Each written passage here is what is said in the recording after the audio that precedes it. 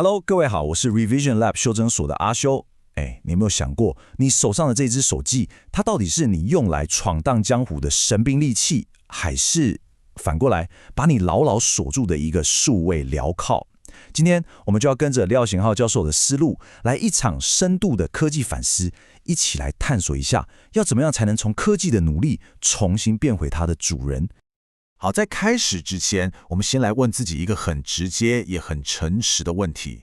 你仔細回想一下，上一次你感覺到自己是手機的主人，是你很明確的在指揮它，而不是反過來被那些無窮無盡的通知、演算法，還有那些短影片給控制着，那是什麼時候的事了？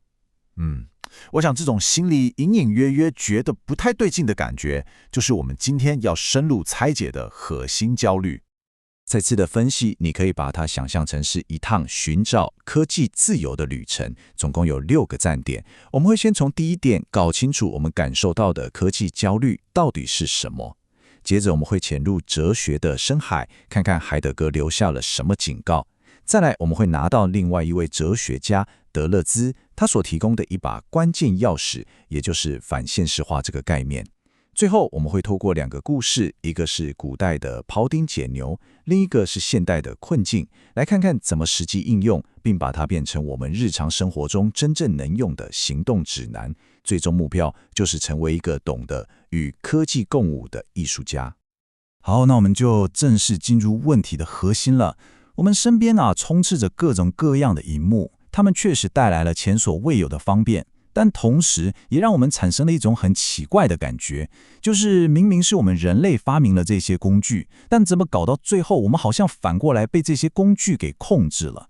我想這就是我們今天所說的科技焦慮。廖教授用了一個非常精準的詞來描述這個現象，叫做拜物傾向。這什麼意思呢？這不只是說我們很愛用科技而是我們的整個生活，從我們的注意力、我們的時間，甚至到我們的喜怒哀樂，通通都被這些會發光的螢幕，像一個巨大的黑洞一樣，全部都吸了進去。我們崇拜它，依賴它，然後就在不知不覺中，把自己的主導權一點一點地交了出去，最後就失去了自由。其實這種焦慮感早在智慧型手機被發明出來之前，就已經被一位哲学家給精準的預言了。好，我們現在就把時間倒轉，來看看20世紀的德國哲學家海德格，他當初是怎麼診斷這個問題的。他的分析可以說是一針見血的指出了現代科技最根本的危險性。接下來我們進入下一個關鍵點，這部分非常值得你筆記。海德格認為，不管是古老的藝術還是現代的科技，它們的本質其實都是一種揭露世界的方式，但這兩者的方式完全不同。你想象一下，有一條河，一個藝術家看到它，他會用詩意的方式去展現這條河的美，它的生命力，這就是所謂的詩意的揭示。可是現代科技的眼光看到這條河，想的卻是，這條河可以拿來發電，可以蓋水庫。他把河流變成了一個可以被計算、可以被利用、隨時待命的常備資源。這個思維最大的危險就在於，當我們習慣用這種資源化的眼光去看待世界的一切，我們就會慢慢忘記這條河本身是有生命的。這個世界其實還有其他更豐富、更多元的存在。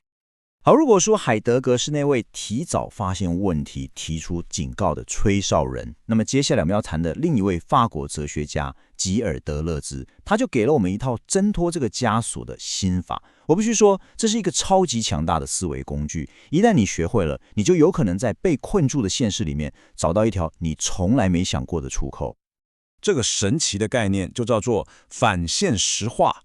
我知道聽起來很玄，對吧？但你其實可以把它想象成是給你的大腦按上一個恢復原廠設定的按鈕。當你被一個問題給困死卡住的時候，這個心法能讓你暫時跳出現實的框架，回到一個還沒有任何設定、充滿了無限可能性的虛擬層面。在那個地方，你的目標不是去解決眼前的問題，而是去重新定義這個問題本身。那具體要怎麼操作呢？大概有幾個關鍵步驟。首先，你的生活中會發生一個事件，它衝擊了你，在你習慣的日常裡面劃開了一道口子，這就是所謂的傷口。再來，也是最重要的一步，你選擇去擁抱這個事件。注意哦，不是被動的承受，而是主動的去意願它，把它當成一個轉機，就是這個轉念讓你能夠進入到那個充滿所有可能性的虛擬層面，從而獲得重新定義問題的終極自由。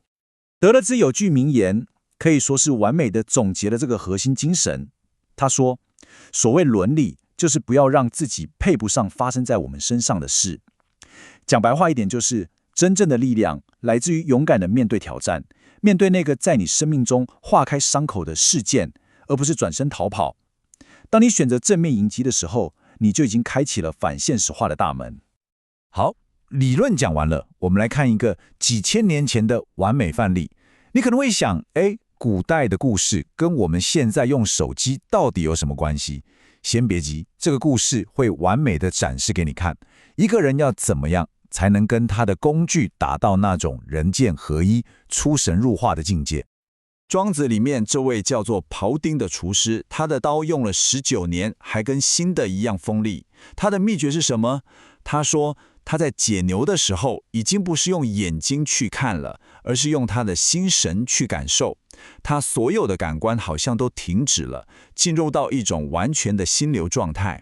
就在那一刻，他跟他手上的那把刀不再是我跟工具的關係，而是融合在一起，變成一個不可分割的共同體。這就是德勒茲所說的無器官身體。你可以把它想象成是進入了一種人機合一的最高境界，擺脫了所有僵化的限制，回到了一種純粹潛能的狀態。它和工具之間不再是誰使用誰，而是一場共同創造的完美的舞蹈。看完了庖丁這個成功的典範之後，接下來我們得看一個讓人覺得非常可惜的失敗案例。這個故事告訴我們，就算機會的大門已經為你敞開了，但如果你沒有正確的心法，你依然會被自己困在原地，動彈不得。這個故事的主角是一位間諜，他必須要把一個關鍵情報傳出去，但他已經被逼到了絕境，走投無路。就在這個時候，他意外地得知了一個足以顛覆他世界觀的秘密。原來，時間並不是一條線，而是一個有着無限分岔路徑的機會花園。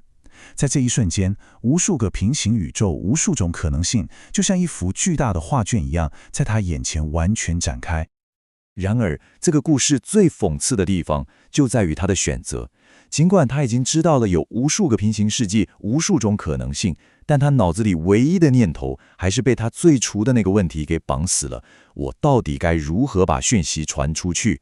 他完全沒有能力啟動我們剛剛講的反現實化，去重新問一個更大的問題。比方說，既然有無限可能，那我該如何活下去？或是我要如何利用這個機會去獲得真正的自由？不，他沒有。他選擇了那條早就設定好的悲劇道路，最終走向了毀滅。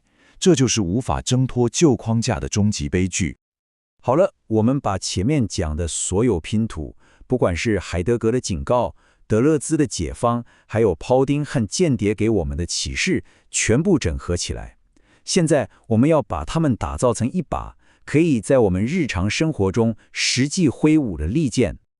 所以最關鍵的一點其實是心態上的轉變，不要再把自己當成一個被動的使用者，而是要成為一個主動的藝術家。你把每一次拿起手機、打開電腦的時刻，都看作是一個可以被你主動去意願、可以被你重新創造的事件。你不是在滑手機，你是在創作你的下一個時刻。我們把剛剛講的重點快速整理一下，你的目標不再是單純的去用科技，而是要主動的從中去創造一個事件。你的目標是把工具當成你的畫筆，把自己當成藝術家。當你這麼做的時候，你就有機會和你的手機、你的電腦形成像庖丁和他的刀那樣的共同體。你將從一個被動的使用者蛻變成一個充滿無限可能的無器官身體。而最終的目標就是奪回被科技蠶食的自由，並且釋放出你那真正無與倫比的創造力。所以，這就引導出我們最後也是最重要的思考了。當你聽完這次的分析，下一次當你再拿起手機的時候，你打算做什麼？你是要像過去一樣被動地滑入演算法為你準備好的資訊瀑布裡面，還是要像庖丁一樣主動地去意願一個專屬於你自己的事件，去創造、去連結、去成為工具真正的主人？這個選擇權現在就在你的手上。總結一下今天的重點，我們從科技焦慮出發，理解了海德格對於科技會把一切資人化的警告。接着，我們學到了德勒茲的強大心法反現實化，也就是透過擁抱事件重新定義問題。最後，透過庖丁和間諜的對比，我們知道關鍵在於將自己視為藝術家與科技共創，而不是被動使用。今天的內容就到這邊。如果你覺得這集有幫助，記得馬上點讚、加訂閱、加開啟小鈴鐺。我們正在衝訂閱，需要你的支持。我是阿修，我們下次見，拜拜。